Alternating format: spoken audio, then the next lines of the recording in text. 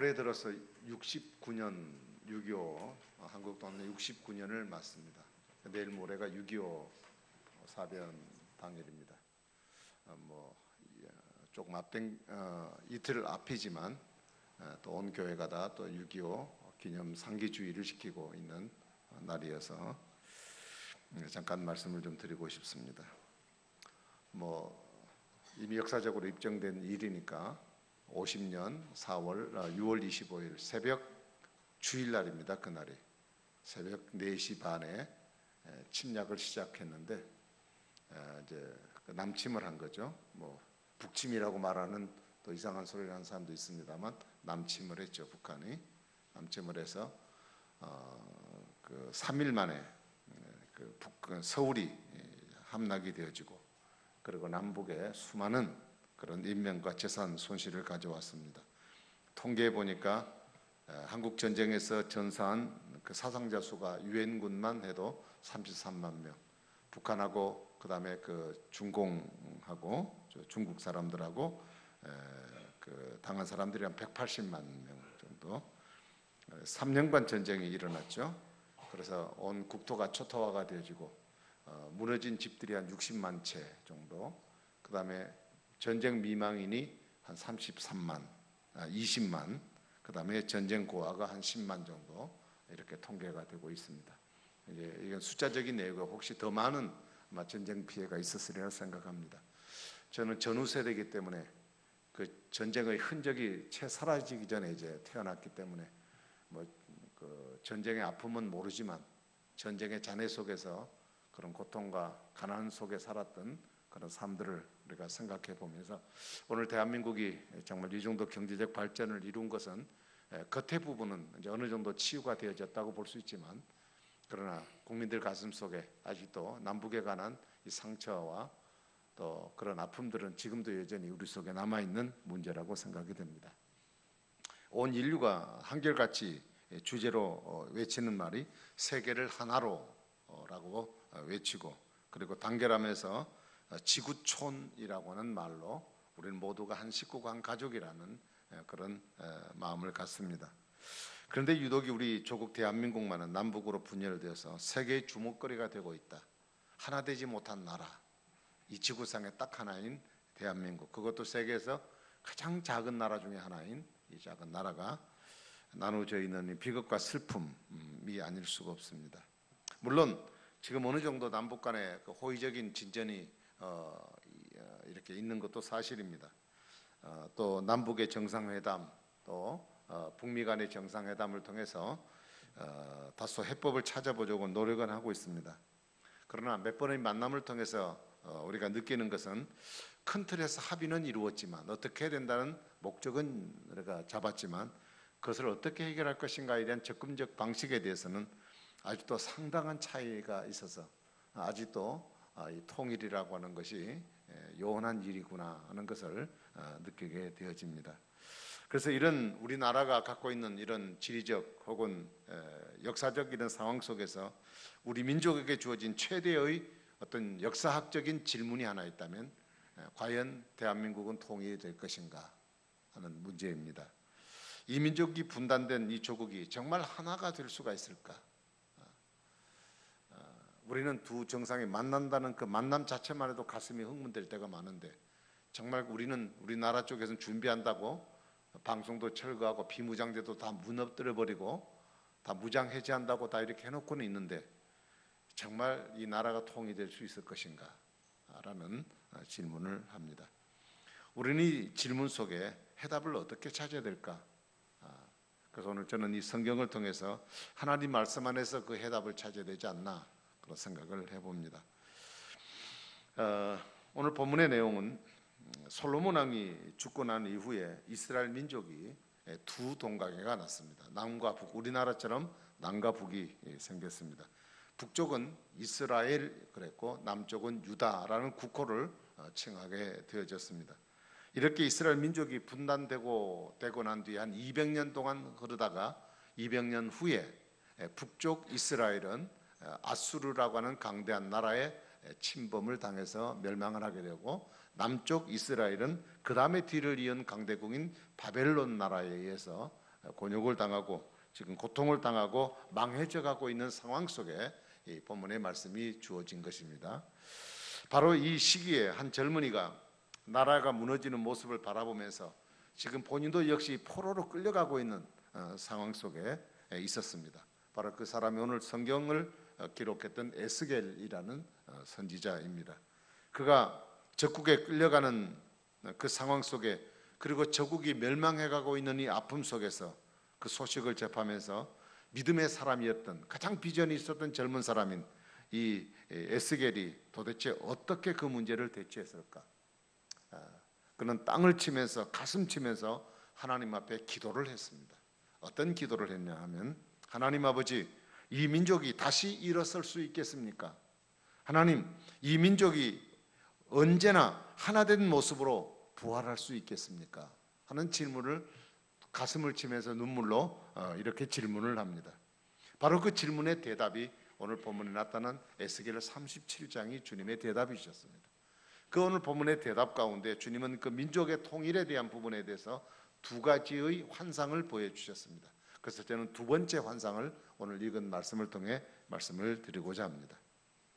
자, 15절부터 19절까지 내용을 보면 이 에스겔에게 보여진 그 환상은 두 개의 막대기에 대한 얘기입니다. 하나는 유다라고 쓰고 한 막대기는 이스라엘이라고 쓰라 그랬습니다. 그리고 두 막대기를 서로 합하여 하나가 되게 하라. 그리고 네 손에서 둘이 하나가 되리라. 이렇게 말씀을 하셨습니다. 그때 백성들이 도대체 이 의미가 무슨 의미입니까? 라고 묻거든 이렇게 대답하라. 남유다와 북이스라엘의 두 막대기를 붙여서 한 막대기가 되게 하겠다. 다시 말하면 두 개의 나라를 하나로 통일되게 하겠다 하는 하나님의 대답이셨습니다. 여러분, 서로 다른 두 개의 막대기가 하나가 된다는 것은 결코 쉬운 일이 아닙니다. 그래서 하나님께서 말씀하십니다. 그래서 내 손에서 하나가 되게 하겠다, 그렇게 말씀하셨어요. 그래서 하나님은 이 유다 민족이 이스라엘을 대표하는 민족으로 하나님이 세우셔서 그 국권을 회복시키시고 나라를 통일하게 하는 역사를 이루게 만드셨습니다. 자, 그러면 19절에 내 손에서 하나가 되리라, 이 민족에 주어진 질문에 대한 하나님의 대답입니다. 결국 이 지구상에 존재하는 모든 민족이 하나 되지 않는 것을 하나님은 원치 않습니다. 하나님은 분리의 하나님이 아니십니다.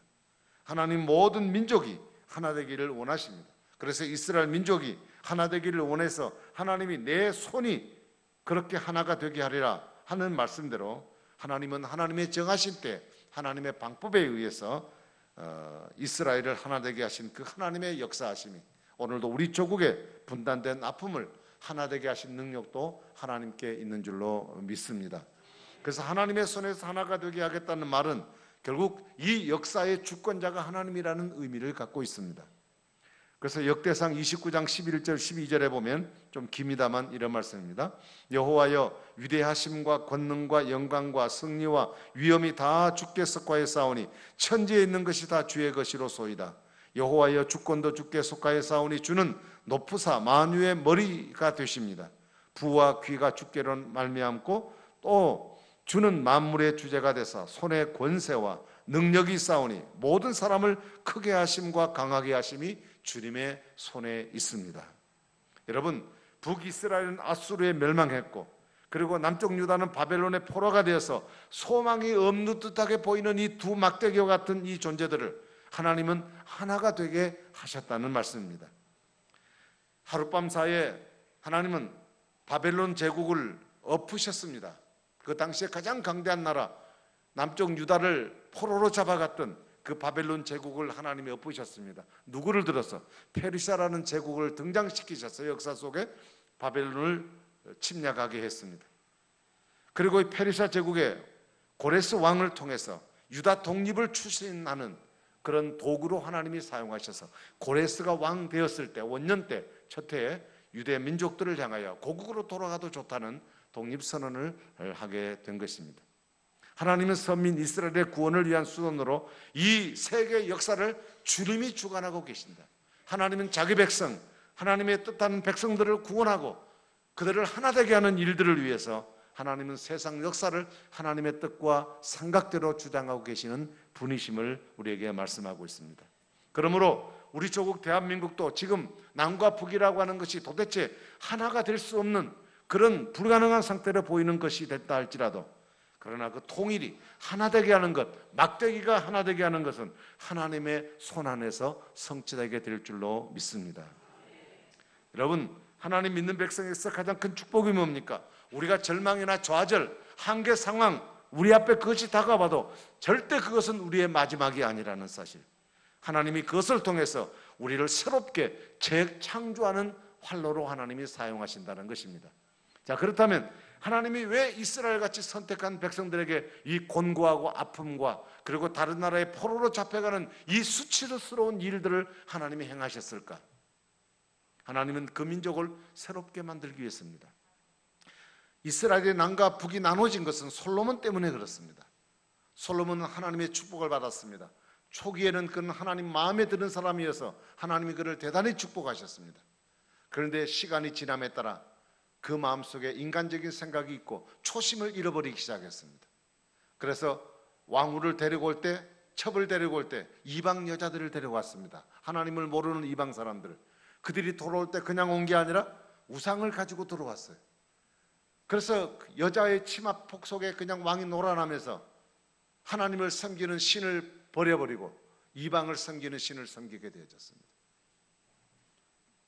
이 민족을 하나님이 축복하신 민족으로 세우셨는데 그 더럽혀진 민족을 하나님이 이 시대 속에 쓸 수가 없어요.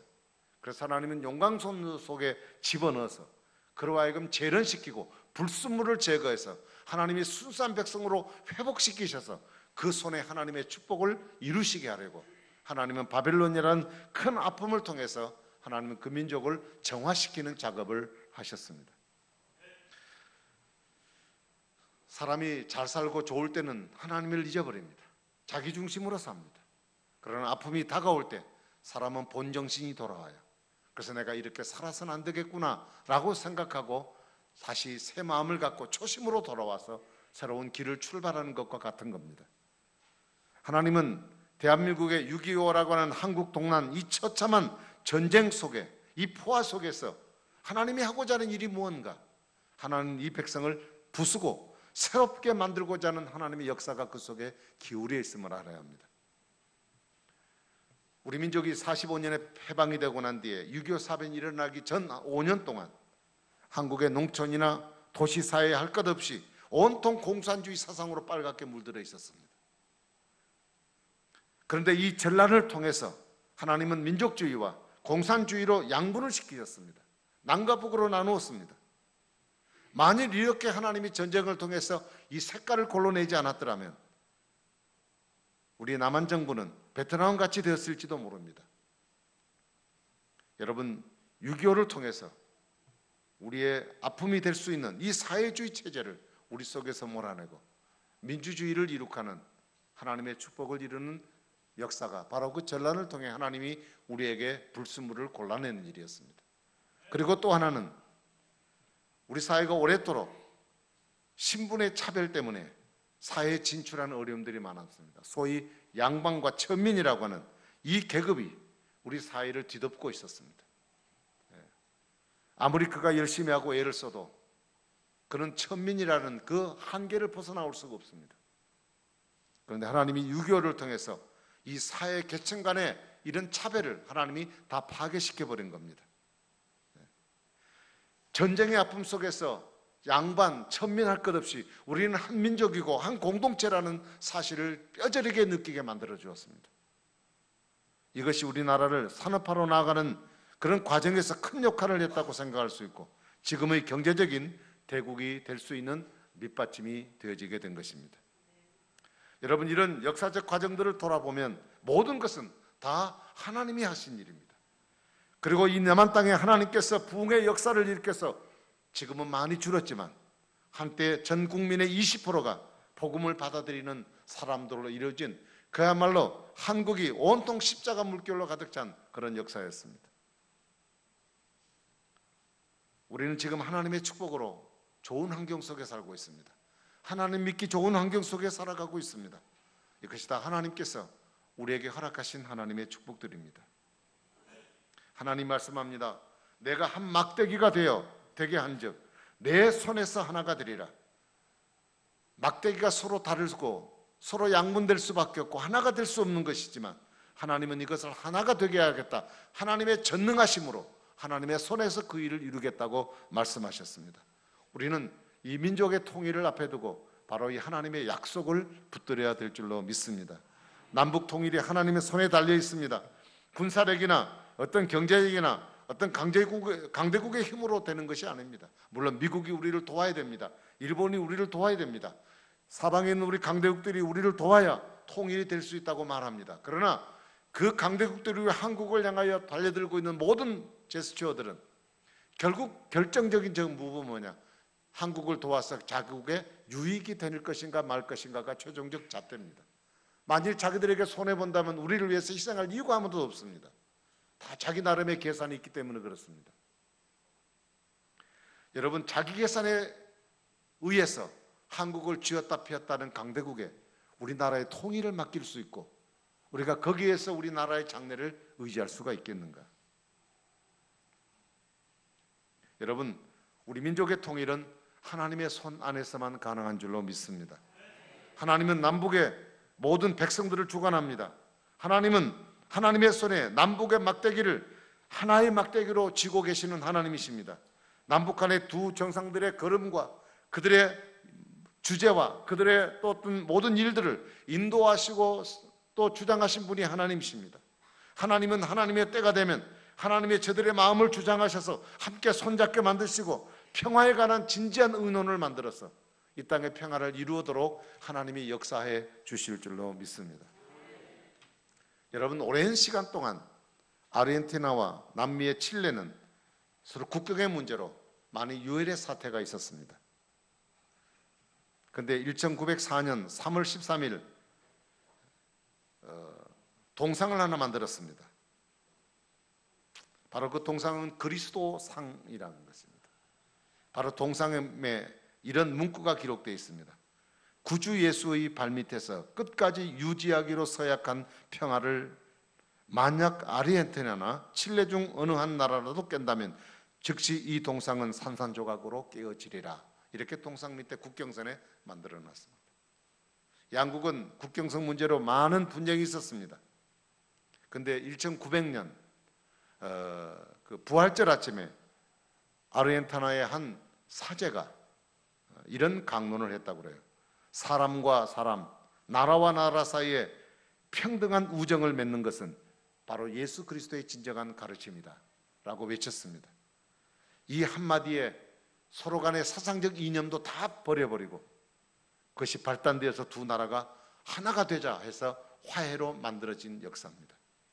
그래서 무기는 무용지물로 돼버리고 그리고 군함은 상선으로 바뀌게 되고 무기 공장은 공업학교로 바뀌게 되고 그리고 대포를 녹여서 두 나라 사이에 이 그리스도의 상을 만들어서 서로 화해하는 나라로 만들었다는 것입니다.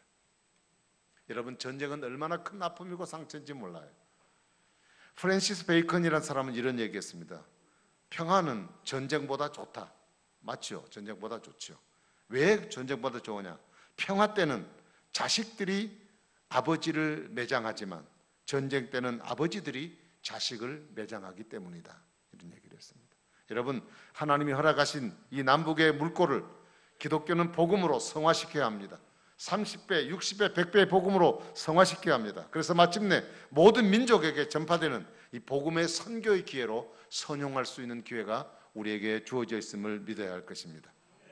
이제 말씀을 마치면서 하나님이 이렇게 주관하시고 다스리시고 하나님이 통일을 이루시고 하자는 일에 있어서 우리가 꼭 잊지 말아야 할 것이 있습니다. 하나님은 그 일을 하시되 반드시 그 일을 사람을 통해서 하나님이 일하기를 원하신다는 것.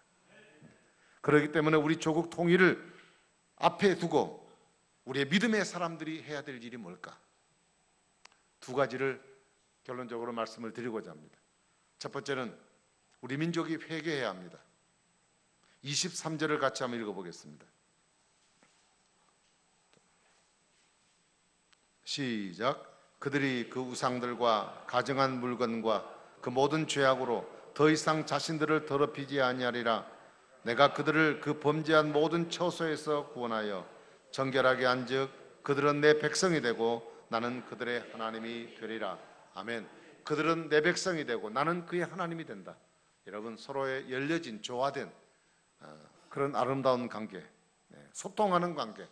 여러분, 우리 그리스도인의 삶은 행복은 어디 있냐? 하나님과 소통한 관계에 있어 행복합니다. 하나님과 담이 막히면 불통해요. 그러면 우리와 하나님 관계를 가로막는 일이 뭐냐? 죄입니다. 죄. 이사야 59장에 죄가 우리 사이를 갈라냈다고 얘기했습니다. 그래서 우리는 이 민족의 죄가 하나님께 회개되지 않고서는 이 문제가 결코 해결될 수 없다는 것입니다. 이스라엘 민족이 남과 북으로 나눠졌던 원인도 바로 죄 문제입니다. 아까도 말씀드렸듯이 솔로몬이 얼마나 우상을 많이 섬겼습니까? 그저 우상천지였습니다. 우상천지.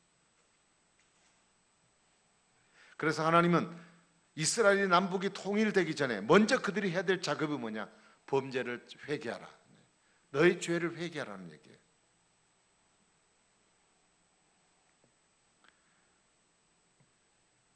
남쪽의 르호보암과 북쪽의 여로보암은, 특별히 북쪽 왕국 이스라엘 여로보암은 베델에 금송아지를 만들어 놓고 그것을 하나님처럼 섬기고 그렇게 나갔던 사람입니다. 결국 그 범죄로 그 나라가 빼앗기는 아픔을 갖게 된 것입니다. 여러분, 우리는 우리 개인과 우리 가정, 교회, 그리고 이 민족의 죄를 하나님 앞에 회개할 때 통일의 역사를 하나님이 이루어 주실 줄로 믿습니다. 하나님이 우리를 아름답게 사용하시기 위해서는 우리가 깨끗한 그릇이 되어야 돼요. 깨끗한 것이죠. 그래서 하나님이 이 시대 속에 이 대한민국이라는 적은 나라가 하나님의 복음의 역사를 어떻게 이룰 것인가를 우리가 기대하고 하나님 앞에 이 죄를 회개하는 일이 우리에게 먼저 일어나야 합니다. 우리 민족의 가장 지금 큰 문제는 뭐냐? 서로의 다름을 지적질하는 것입니다. 너는 나와 같지 않기 때문에 너는 나쁘다 하는 얘기예요. 여러분, 어떻게 이룰 수 있습니까? 같은 동족끼리, 같은 가족끼리. 우리는 그러한 문제들과 아픔을 바라볼 때 서로 내 문제를 끌어안고 기도함이 필요한데 우리는 서로 누구의 탓이라고 말하는 경우들이 얼마나 많이 있습니까? 우리 사회를 위해서, 국가를 위해 기도 많이 해야 합니다. 국가 정책들이 반기독교적 국가 정책들이 들어 있습니다. 우리가 이것은 분명히 짚고 넘어야 할 물이고 우리가 함께 기도해야 될 문제라고 생각합니다. 그들이 지금 하고 있는 일들에 대해서 우리가 뭐 데모도 하고 뭐 이런 일을 한다고 말할 수 있을지 모르겠지만 우리는 그런 과격한 표현들을 하시면 안 되고 우리는 그들을 위해서 기도해야 합니다. 그들이 갖고 있는 생각을 잘 몰라서 그들이 생각이 가장 이상적 생각이라고 생각해서 진행되어진 일들이 하나님 앞에 얼마나 큰 죄인가를 알고 우리 하나님을 믿는 사람들이 그 죄를 끌어안고 하나님 앞에 기도해야 된다는 얘기예요. 지금 사회에 지금 떠들썩하게 하는 여인에 대한 얘기 있죠. 전단편을 죽이고 죽인 시체를 버린 것도 얘기도 하지 않고 거짓말하고 그 낳은 아들까지 죽이고 그래서 지금 다시 살고 있는 남자가 발을 얹어서 죽였다고 얘기를 하고 그러고도 죽은 사람에 대하여 그 피해를 당한 가족의 시집 가족에 대해서 한 번도 사과를 해본 적도 없고 여전히 뻔뻔하게 있는 이 몰인정한 모습, 이것이 그 사람의 모습일 수도 있지만 오늘 우리 사회의 모습입니다. 묻지마 이런 형태들이 모든 사람들이 조울증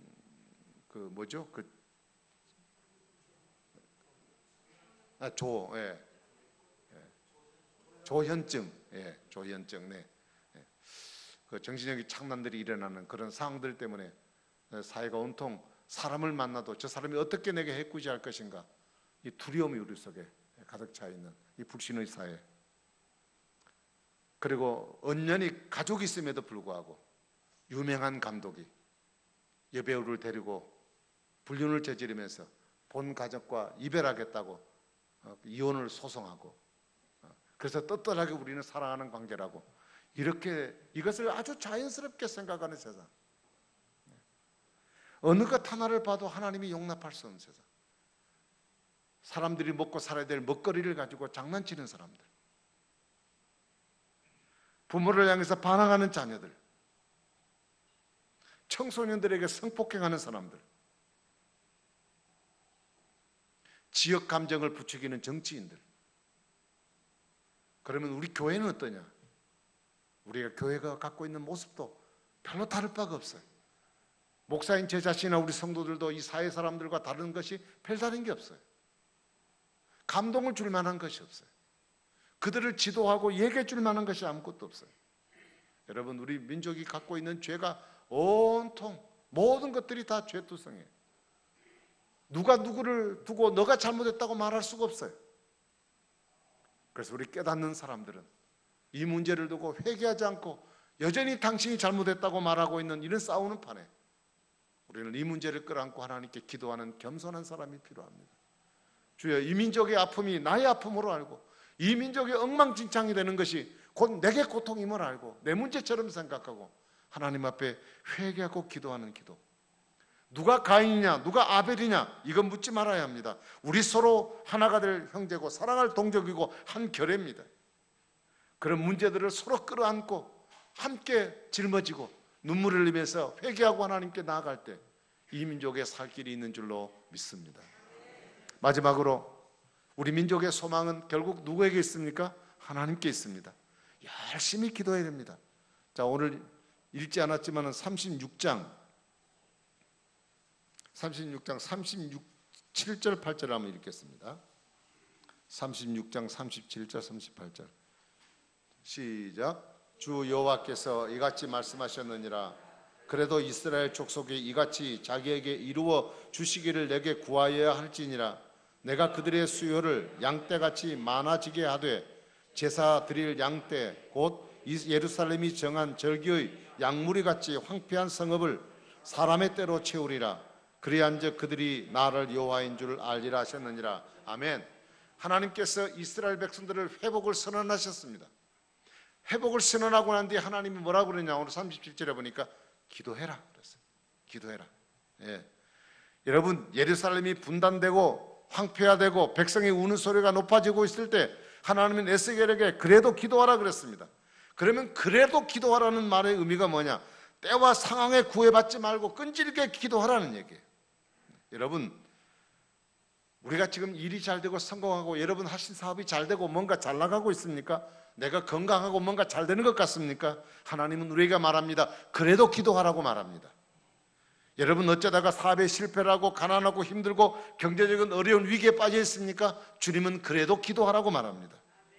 여러분, 남북 통일이 이루어질 때까지 잡음이 많고 어려움이 많습니다.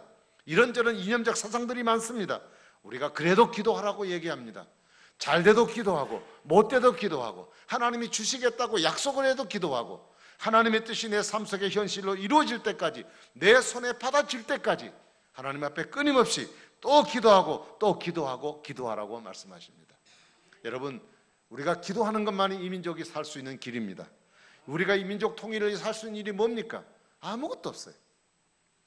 북한에 중국에 올라가서 도망간가에서 그 철조망에서 솔도망을 딱 펴니까 내 손은 북한에 가 있고 나는 내 몸은 중국에 있어요. 뭐 이렇게 한다고 이게 통일이 되는 겁니까? 그저 철조망 붙들고 우리가 할 수 있는 일은 아무것도 없어요. 해야 할 일은 이거 붙들고 기도하게 해야 되겠구나.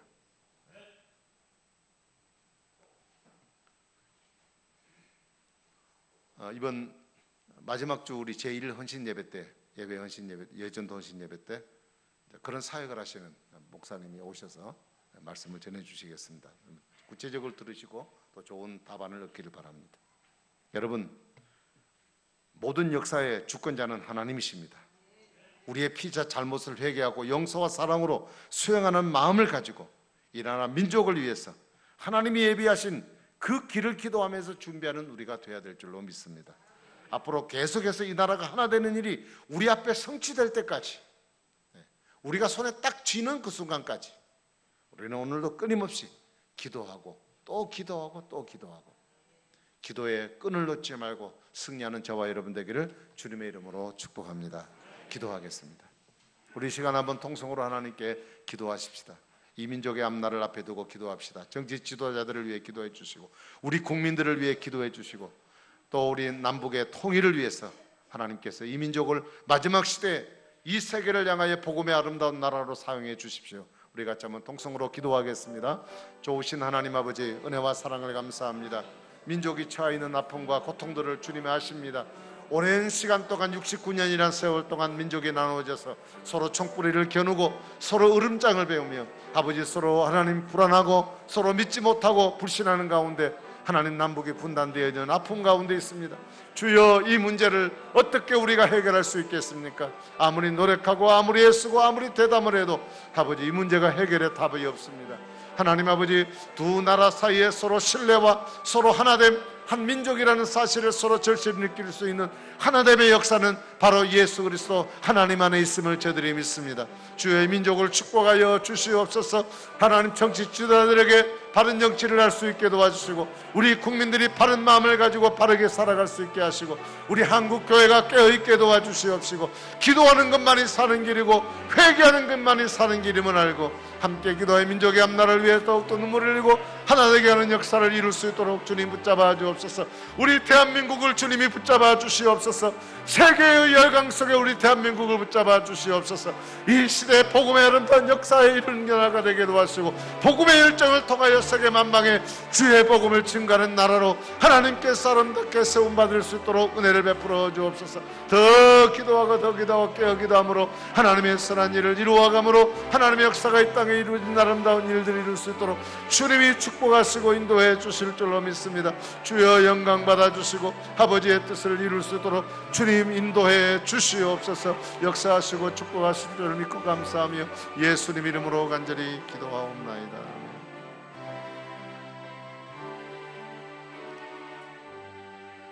세계 모든 역사의 주권이 주님께 있습니다. 이 한반도의 난해한 넘을 수 없는 장벽 같은 이 장벽의 문제도 하나님의 손에 있습니다. 두 개의 막대기를 하나로 만드신 하나님의 능력의 손이 이 대한민국을 지켜 주시옵소서. 예수님 이름으로 간절히 기도하옵나이다. 아멘. 우리 같이